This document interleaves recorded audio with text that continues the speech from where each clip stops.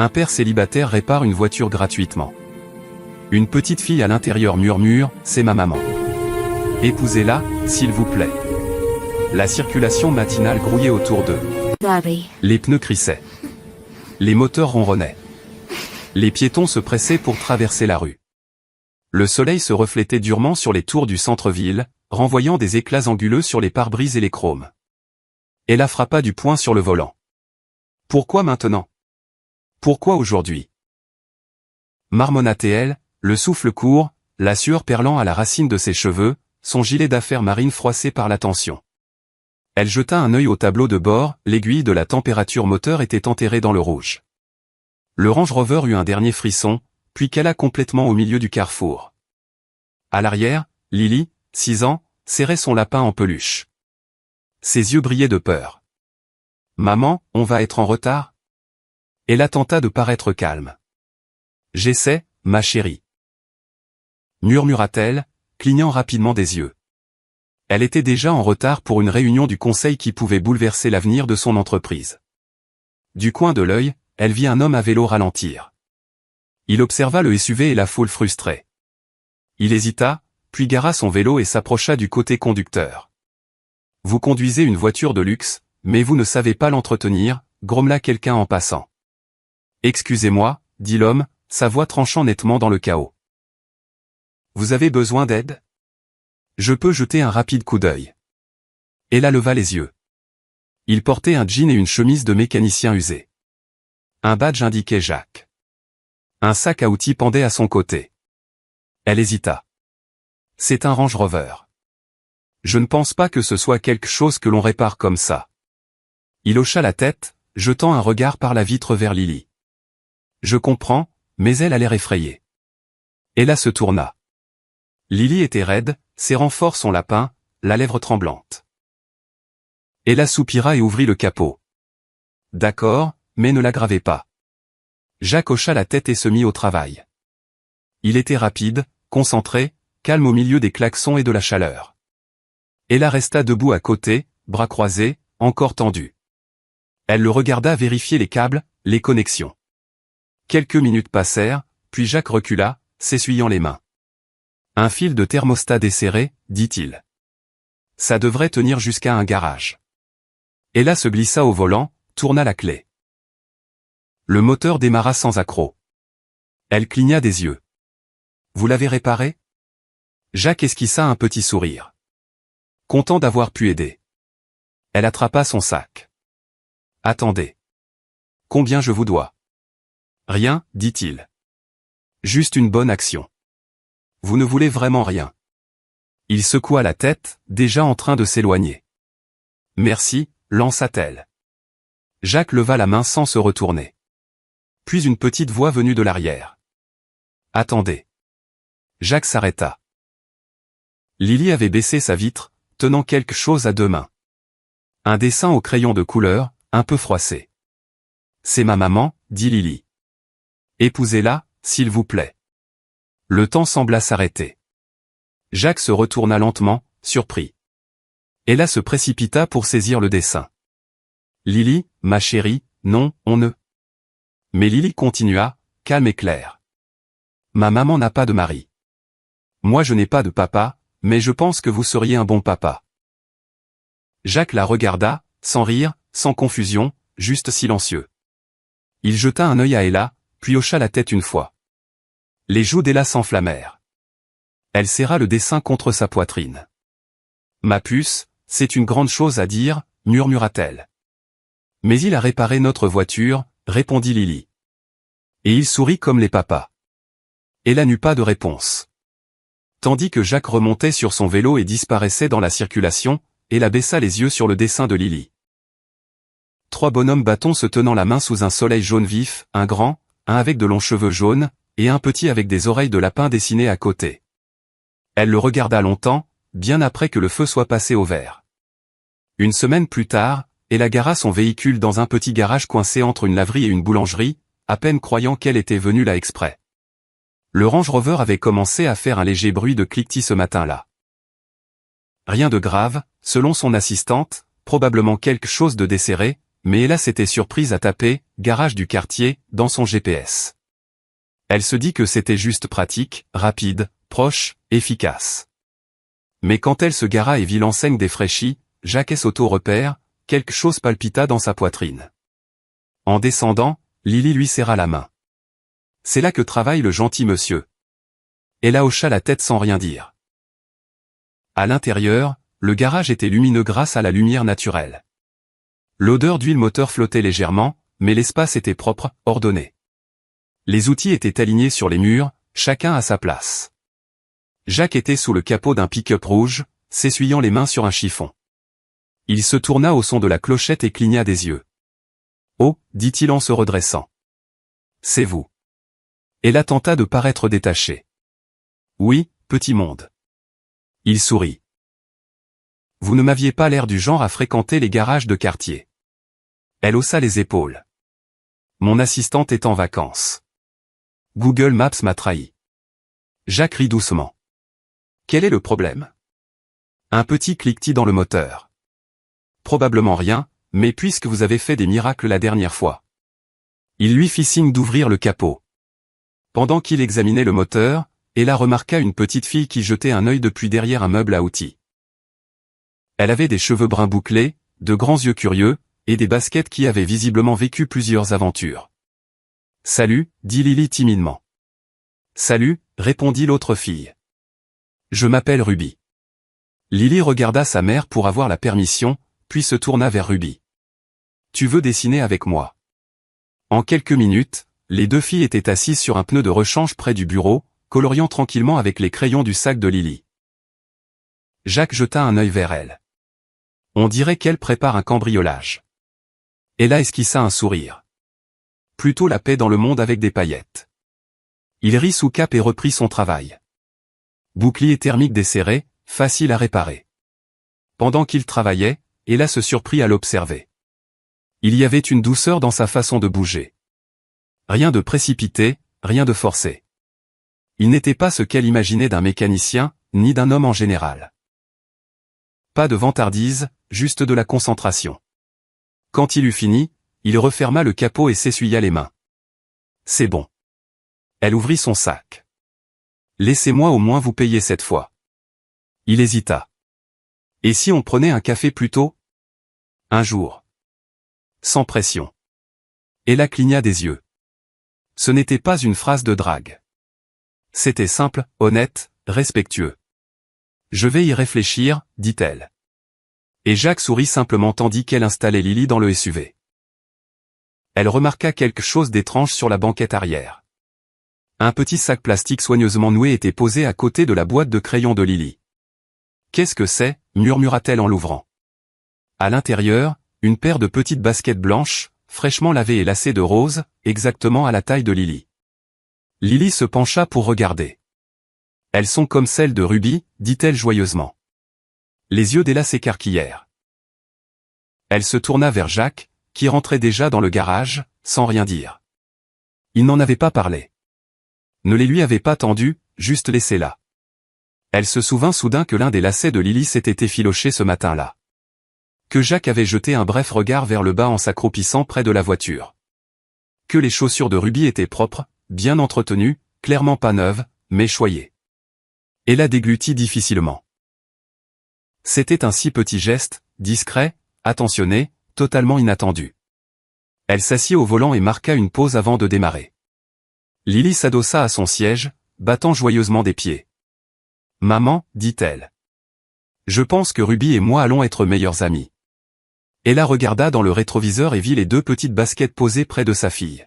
« Je pense peut-être, dit-elle doucement, que tu as raison. » Le café était petit, coincé entre une librairie d'antiquités et un fleuriste. Il n'y avait que 6 tables, des chaises dépareillées, et l'odeur de cannelle et de grains torréfiés flottait dans l'air. Par un jour plus calme, il serait passé inaperçu, mais pour Ella, c'était l'endroit parfait pour baisser la garde. Jacques tint la porte tandis qu'elle entrait, et pendant un instant elle sembla déplacée dans son blazer impeccable et son chemisier de soie, puis elle sourit, un sourire doux et fatigué, et soudain elle parut humaine. Pas la PDG, pas la femme en talons qui dirige une salle, juste une maman, juste une femme. Ils s'assirent près de la fenêtre. Dehors, le ciel grisaillait, annonçant la fin de l'automne. Jacques remua lentement son café. Ella serra le sien à deux mains. Vous n'étiez pas obligé de venir, dit-elle doucement. Je sais, répondit-il. Mais j'en avais envie. Elle hésita. Je ne fais pas souvent ce genre de choses. Moi non plus. Un silence s'installa, pas gênant, mais prudent, comme deux personnes qui ne savent pas par où commencer. Puis Jacques s'éclaircit la gorge. Si on doit devenir amis, ou quoi que ce soit, il est juste que je vous dise pourquoi je traîne une petite complice de 6 ans et ne mentionne jamais sa mère. Elle hocha la tête, ses doigts se crispant légèrement sur la tasse. Elle s'appelait Rachel, commença Jacques. On était amoureux au lycée. Elle est tombée enceinte jeune, ça nous a terrifiés tous les deux, mais on s'aimait. On s'est mariés. Les finances, le temps, tout était serré, mais on s'en sortait. Il marqua une pause, fixant sa tasse. Quand elle a accouché de Ruby, il y a eu des complications. Je lui tenais la main un instant, et l'instant d'après on l'a précipitée en chirurgie. Elle n'a pas survécu. Le souffle d'Ella se bloqua dans sa gorge. Jacques leva les yeux. J'ai tenu Ruby 5 minutes après sa naissance, et j'ai enterré Rachel 2 jours plus tard. Il n'y avait pas de drame dans sa voix, juste un chagrin ancien, usé par les années à le porter. J'ai essayé de reprendre le travail. J'étais ingénieur, mais je ne pouvais pas quitter Ruby. Je ne pouvais pas sortir de la maison. Certains jours, j'ai tout lâché. J'ai fini par réparer des voitures dans un garage loué et élever une petite fille avec des sandwichs au beurre de cacahuètes et des dessins animés. Ella resta longtemps silencieuse. Ses yeux brillaient. Enfin, elle murmura, elle serait fière de vous. Jacques esquissa un petit sourire reconnaissant. Certains jours, j'y crois. Ils restèrent encore silencieux. La serveuse apporta des recharges sans demander. Puis Ella leva les yeux, la voix douce mais ferme. J'ai été marié, moi aussi. Jacques attendit. Il était parfait sur le papier, riche, intelligent, le fils du partenaire de mon père. On formait un couple puissant, disaient les gens, jusqu'à ce que je tombe enceinte. Le front de Jacques se plissa. Il ne voulait pas du bébé. Il voulait le contrôle, dit-elle. Il voulait une épouse qui ralentisse. Il a commencé à voir quelqu'un d'autre avant mon 3e trimestre. Quand je l'ai découvert, il a dit que j'étais trop émotive, que je ruinais tout. Puis il a rendu ça public, demandé le divorce, fait fuiter l'affaire à la presse. Les tabloïds s'en sont donnés à cœur joie. Jacques grimaça. C'est brutal. J'ai accouché pendant que les médias campaient devant mon appartement, dit-elle, un rire amer dans la gorge. J'étais humilié, seul. Mais j'avais Lily, et d'une certaine façon, tout ce bruit s'est estompé. Jacques hocha la tête, le regard stable. J'ai travaillé de chez moi, reconstruit mon nom, mon entreprise. Je n'avais pas le temps de faire mon deuil ou d'être en colère. Je suis juste devenu une machine. Vous ne me paraissez pas être une machine, dit-il. Elle le regarda, surprise. Vous élevez une petite fille qui offre des dessins de famille à des inconnus, dit-il. Ça n'arrive pas par accident. Ella cligna des yeux, essuyant rapidement une larme. Vous savez, c'est la première fois que je parle de tout ça. Pas dans une interview presse, pas avec la pitié polie des associés. Jacques se recula. Alors peut-être qu'on en avait tous les deux besoin. Ils sourirent tous les deux. L'atmosphère changea. Quelque chose s'ouvrit entre eux. Un espace calme où la douleur n'était plus un poids, mais un pont. Dehors, la pluie commença à taper doucement contre la vitre. Ella regarda dehors et dit doucement, « Lily vous dessine beaucoup en ce moment. » Jacques rit, un rire bas et sincère. Ruby demande quand elle pourra faire une pyjama party avec la fille qui mange des carottes. Bizarre. Ella rit aussi, un rire qui les surprit tous les deux. C'était le genre de rire qui guérit. Ella n'entendit pas tout de suite les sanglots, juste le doux piétinement des pieds de Lily dans le couloir, la porte de la chambre qui grinçait, puis le silence. Elle trouva sa fille recroquevillée sur le lit, son lapin en peluche serré fort, le visage enfoui dans l'oreiller. « Ma chérie », Ella s'assit doucement, écartant les mèches dorées du visage de Lily. « Qu'est-ce qui s'est passé ?» Les épaules de Lily tremblaient de larmes silencieuses. « Ils ont dit que je n'ai pas de papa », murmura-t-elle. Ils ont ri. Ils ont dit que je n'étais pas normal. Le cœur d'Ella se brisa instantanément. Elle attira Lily dans ses bras, la serrant fort. Tu es la petite fille la plus spéciale du monde, murmura-t-elle. Ses enfants avaient tort. Mais ils n'ont pas tort, dit Lily entre deux reniflements. Tout le monde a un papa pour le petit déjeuner de la fête des pères la semaine prochaine. Tout le monde sauf moi. J'irai avec toi, proposa Ella rapidement. Ils ont dit que les mamans ne peuvent pas. C'est pour les vrais papas. Ella n'eut pas de réponse, pas de mensonge réconfortant. Elle berça simplement sa fille, murmurant des mots qui semblaient trop faibles face à la tristesse de sa petite. Le lendemain matin, Lily refusa de s'habiller pour l'école. Je n'y vais pas, dit-elle fermement. Je ne veux pas qu'on se moque de moi. Ella resta figée dans la cuisine, le pain grillant brûlant dans le grille-pain. Elle était une PDG capable de diriger des salles de conseil, mais ça, c'était au-delà de son pouvoir. Cet après-midi-là, Jacques passa rendre la clé de secours d'Ella après avoir réparé un petit problème plus tôt dans la semaine. Il remarqua la fatigue dans son sourire, la lourdeur de sa posture. « Qu'est-ce qui ne va pas ?» demanda-t-il doucement. Ella hésita, puis se confia. « Lily a du mal. Des enfants l'ont taquinée parce qu'elle n'a pas de papa. Il y a ce truc pour la fête des pères à l'école et elle ne veut pas y aller. » L'expression de Jacques s'assombrit. « Je suis désolé.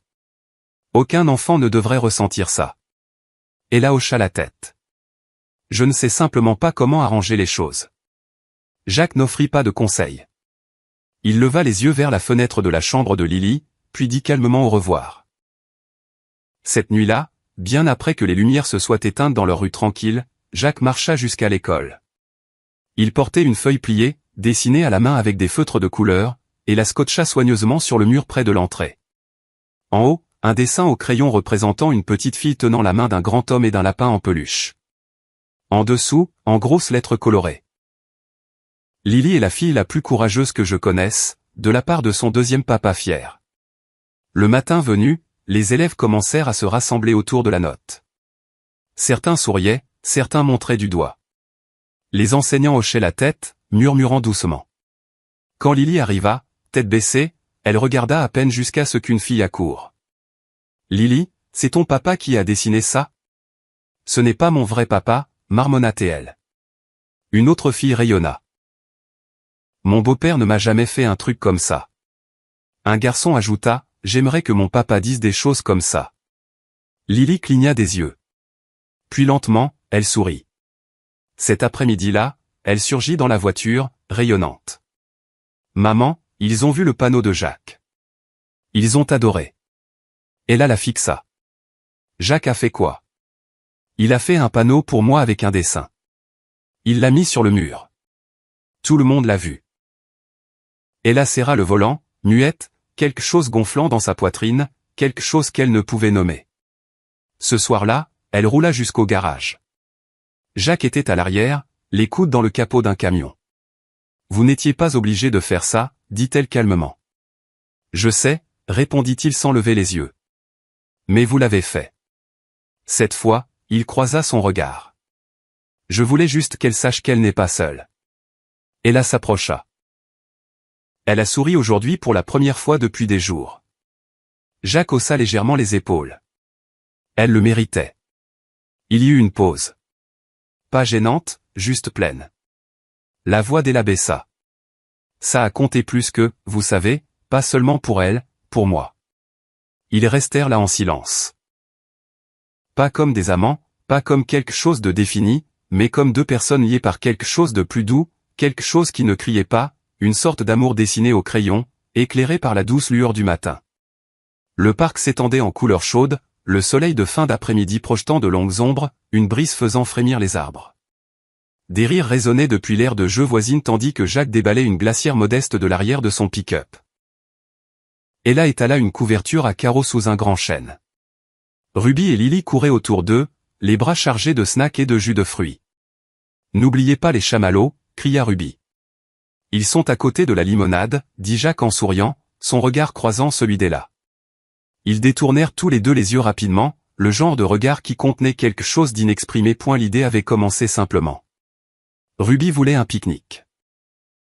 Lily avait supplié de venir, et Ella, prise au dépourvu par l'idée du sourire discret de Jacques, avait dit oui. Jacques avait apporté le barbecue. Maintenant, ils étaient là. Le charbon rougeoyait tandis que Jacques faisait griller des hot-dogs. Ella aidait les filles à construire des tours de biscuits avec des graham crackers et des pépites de chocolat point à chaque effondrement, les filles éclataient de rires enchantés. Je ne l'ai pas entendu rire comme ça depuis des semaines. Dit Ella en regardant Lily avec un sourire barbouillé de chocolat.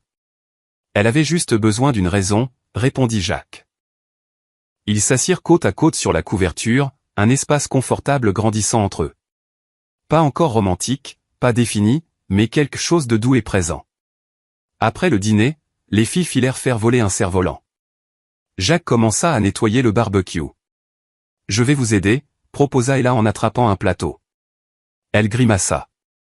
« Chaud », dit Jacques en s'approchant.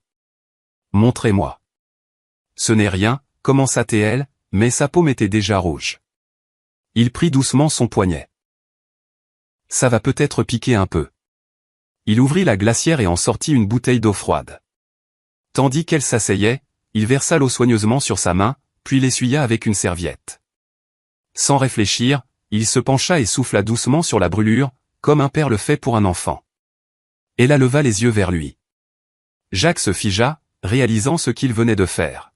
« Désolé, je fais ça avec Ruby. » Ella ne retira pas sa main. Sa main à lui tenait encore la sienne. Leurs regards se croisèrent. Le moment s'étira, calme, plein. Puis les rires des filles revinrent et ils s'écartèrent. Tandis que le ciel s'assombrissait et que les filles chassaient des lucioles, Ella aida Jacques à ranger le pick-up. Lily demande si Ruby et vous voulez venir à la maison un jour, dit-elle. Il la regarda. Oui, juste un dîner et peut-être des cookies. Vous m'avez eu aux cookies. Ce vendredi-là, Jacques arriva chez Ella, tenant Ruby par la main et portant une tarte un peu de travers. Ruby en a fait la plus grande partie, dit-il. La maison était chaleureuse, habitée. Les dessins de Lily couvraient le frigo. Des peluches dépassaient des coussins du canapé. À l'intérieur, les filles avaient tout donné. Un fort de couverture s'étendait dans le salon. Des guirlandes lumineuses clignotaient sur les lampes. Des cœurs en papier pendaient au mur. Bienvenue au dîner d'amour, annonça Lily. Pas de bisous avant le dessert, Lily, s'exclama Ella. Jacques rit doucement. Ça me semble juste. Le dîner fut simple. Spaghettis, salade, et trop de pain à l'ail. Les filles portaient des bandeaux assortis et racontaient des blagues toc-toc sans queue ni tête. Jacques et Ella écoutaient simplement, les rires doux entre eux. Après le dîner, les filles rampèrent dans le fort avec un dessin animé en fond. Ella tendit une tasse de thé à Jacques. Ils s'assirent côte à côte sur le sol. « Vous avez construit quelque chose de beau ici, dit-il. »« Je suis encore en train de le découvrir, répondit-elle. Certains jours, ça ressemble à du patchwork. Le patchwork tient quand même. » Elle le regarda, son sourire petit et vulnérable. « Je n'attendais pas quelqu'un comme vous, ajouta-t-il. »« Moi non plus, murmura-t-elle. » Jacques tendit la main et effleura la sienne. Cette fois, elle ne se retira pas. Leurs doigts restèrent là, posés ensemble dans l'espace calme des possibilités. Et pour la première fois depuis longtemps, aucun des deux n'avait besoin de parler pour sentir ce qui commençait. Tout commença par un coup. Pas fort, pas précipité, mais ferme, contrôlé. Le genre de coup qui demandait plus qu'une simple entrée. Il demandait de l'attention. Jacques s'essuya les mains sur un chiffon et sortit du garage, s'attendant à un client. Au lieu de cela, il trouva une femme en manteau camel sur mesure, perle au cou, et posture raide comme du marbre. Ses cheveux argent étaient tordus en un chignon parfait. Derrière elle, une voiture de ville noire attendait au bord du trottoir. « Vous êtes Jacques ?» demanda-t-elle froidement. « Oui, dit-il. Je peux vous aider ? Je suis Margaret Whitmore, la mère d'Ella. » Jacques marqua une pause. « Enchanté, Madame Whitmore. Je ne peux pas en dire autant. » Elle jeta un regard autour du modeste garage, peu impressionnée. « Pouvons-nous parler en privé ?» Jacques la conduisit dans le bureau, une petite pièce avec 2 chaises dépareillées et un calendrier de voiture vintage. Elle ne s'assit pas, « Je vais être direct », commença-t-elle. Ma fille est une femme remarquable. Après le scandale avec son ex-mari, elle a reconstruit une vie pour elle et sa fille. Maintenant j'apprends qu'elle fréquente un mécanicien. Jacques resta immobile.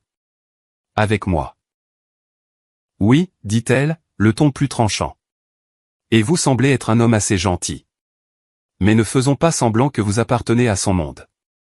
Elle n'appartient pas au vôtre. Il ne broncha pas, elle a travaillé trop dur pour tout jeter par la fenêtre pour un sentiment. Quelle que soit l'affection que Lily vous porte, je suis sûr qu'elle est appréciée, mais quelle que soit cette chose, doit cesser. Jacques serra la mâchoire, mais resta silencieux. Elle a besoin d'un partenaire qui corresponde à son ambition, pas de quelqu'un qui répare des voitures dans un garage derrière un supermarché. J'élève ma fille, dit-il calmement. Je suis là. Je protège. J'écoute. J'aime.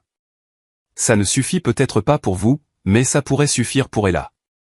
Les yeux de Margaret se rétrécirent. Ne confondez pas la gratitude avec l'amour. Ella est compatissante. Trop. Parfois elle confond la chaleur avec la permanence. Jacques ne dit toujours rien. Tandis qu'elle se tournait pour partir, elle marqua une pause à la porte. Faites ce qu'il faut, dit-elle froidement. Laissez-la partir. Elle sortit et disparut dans la voiture qui l'attendait. Jacques resta là dans le silence du garage, ses mots tournoyant comme de l'huile sur l'eau. Cette nuit-là, il n'appela pas Ella, ne répondit pas à ses messages.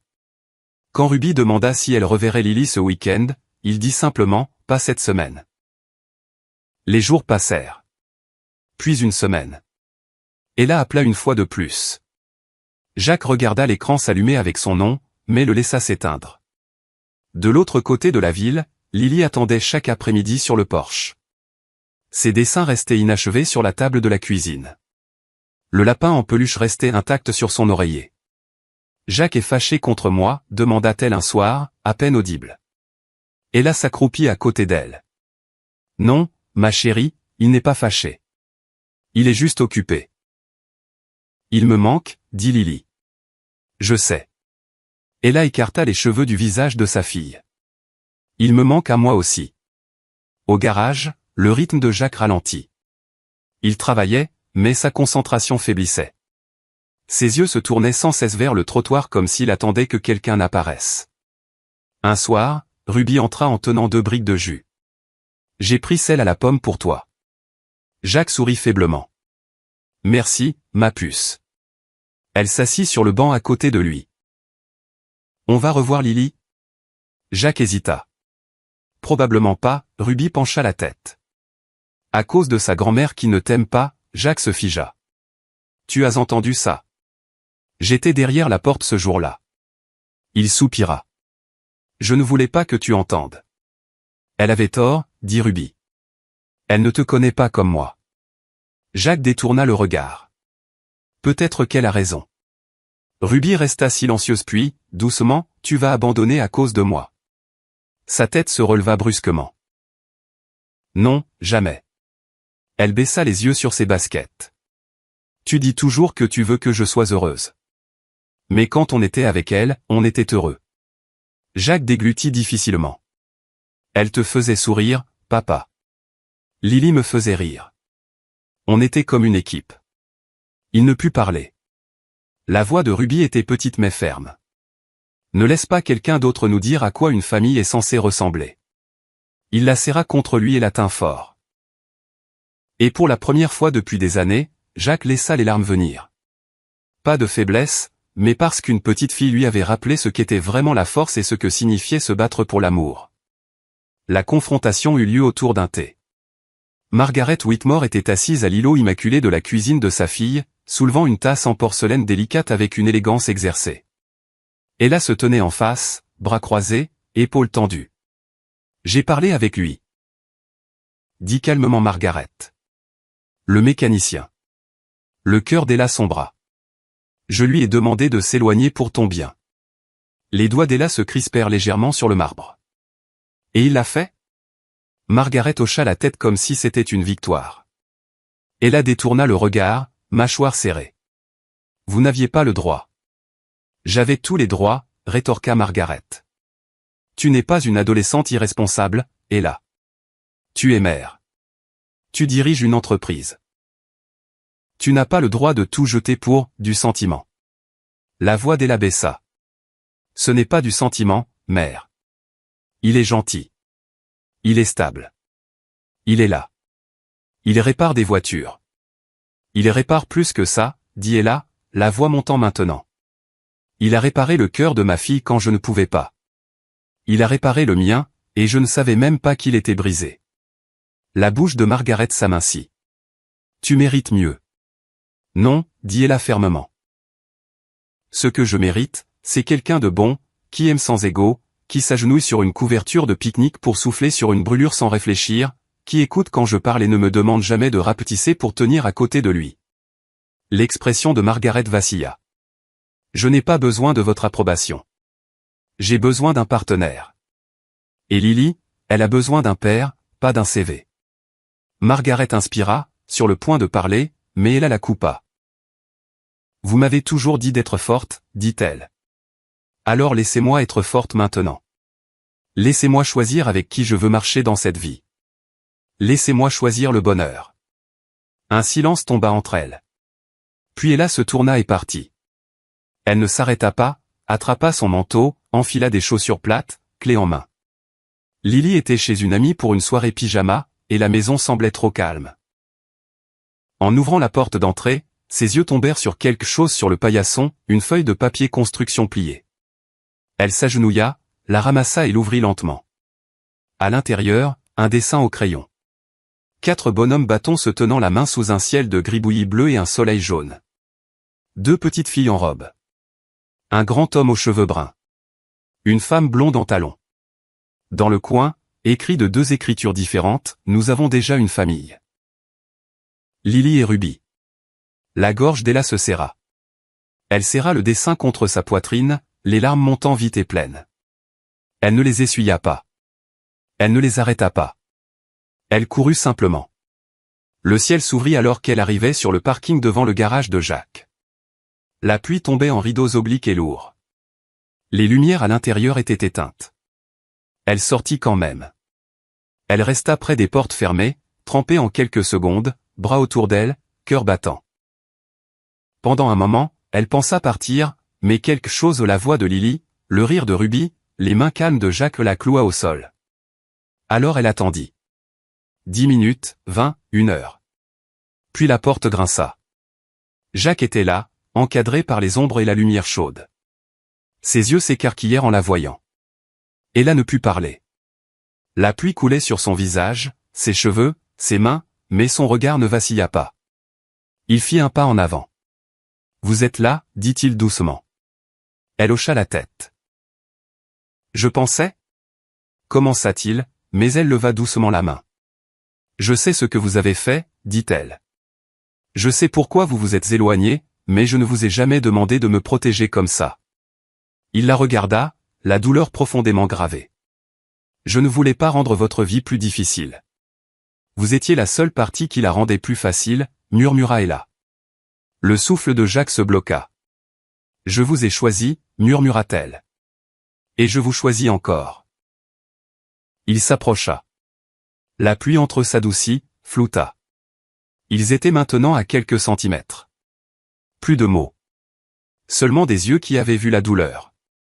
Seulement des mains qui avaient tenu des enfants. Seulement 2 cœurs enfin assez courageux pour arrêter de fuir. Il ouvrit les bras. Elle s'y réfugia. Et sous l'averse, dans le silence de la nuit, Ella et Jacques s'accrochèrent, non pas pour se réparer mutuellement, mais parce qu'ils l'avaient déjà fait. Le jardin derrière le garage de Jacques n'avait jamais servi à autre chose que des vélos rouillés et des outils jusqu'à présent. Ce matin-là, il s'était transformé.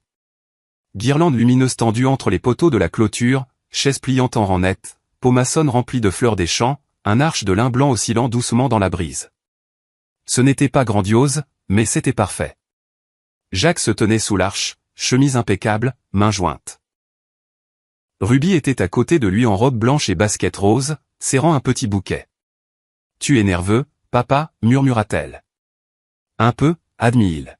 « Elle va ressembler à une princesse. » Il sourit. « Elle l'est déjà. » Le doux son d'une guitare commença, joué par un adolescent de la boulangerie voisine. Elle a apparu à la porte arrière du garage, cheveux blonds en tresse lâche, robe fluide et élégante. Lily marchait devant, dispersant des pétales. Puis, ensemble, Lily et Ruby se tournèrent, souriantes. On s'est entraîné, murmura Lily. Main dans la main, les filles descendirent l'allée en sautillant, jetant des pétales et criant « C'est ma maman, et maintenant tu es mon papa ». Des rires fusèrent dans la petite assemblée. La gorge de Jacques se serra. Les yeux d'Ella brillèrent. Quand elle le rejoignit, ils se prirent les mains. Pas besoin de longs discours, juste la présence, juste l'amour. La cérémonie fut brève. Ils échangèrent des vœux sincères. « Je n'essaierai pas de te réparer, dit Jacques. Mais je serai là quand tu le feras toi-même. » Ella serra sa main. « Tu me vois, pas la PDG, mais la femme fatiguée et forte dessous. Et tu l'aimes quand même. » Leur baiser récolta les acclamations les plus fortes des deux petites filles en couronne de fleurs. Plus tard, alors que le soleil déclinait, Jacques prit la main d'Ella et la conduisit derrière le terrain. Un tissu blanc recouvrait quelque chose sous une bâche. « Ton cadeau de mariage, dit-il. Tu m'as acheté une voiture, taquina Ella. Pas juste une voiture, un rappel. » Il dévoila une vieille coccinelle Volkswagen crème, restaurée, polie, de petites marguerites peintes sur les côtés. Mais ce furent les mots gravés sur le pare-choc qui lui coupèrent le souffle, « Toute chose brisée peut redevenir entière, y compris nous. » Ella effleura les lettres doucement. « Je l'ai trouvée dans une casse, dit Jacques. Je pensais qu'elle était trop abîmée, mais elle me faisait penser à nous. » Elle l'embrassa, pleine d'émotion. Plus de mots nécessaires. Cette nuit-là, alors que les étoiles apparaissaient, Jacques s'assit sur l'herbe avec la tête d'Ella sur son épaule, regardant Lily et Ruby courir après des étincelles. « Tu ne peux pas m'attraper, piailla Ruby. » Lily sourit. « Tu es de la famille maintenant. Ça veut dire que je gagne aussi. » Ella sourit. « Elles sont imparables. » Jacques hocha la tête. « Nous tous. » Puis elle murmura, « Tu as réparé plus que ma voiture ce jour-là. Tu as réparé plus que je ne pensais possible. » Pas de conte de fées, juste la vraie vie avec des cicatrices, des doigts brûlés, des dessins d'enfants et un courage tranquille. Et maintenant une famille entière. Si cette histoire vous a touché le cœur, vous a fait pleurer ou sourire, ou vous a rappelé que même les choses brisées peuvent redevenir entières, alors elle a accompli ce que les histoires sont censées faire. Parce que parfois la famille n'est pas liée par le sang, mais par l'amour, la patience et le courage de recommencer. Abonnez-vous à Histoire qui touche l'âme pour d'autres récits vrais, émouvants et inspirants.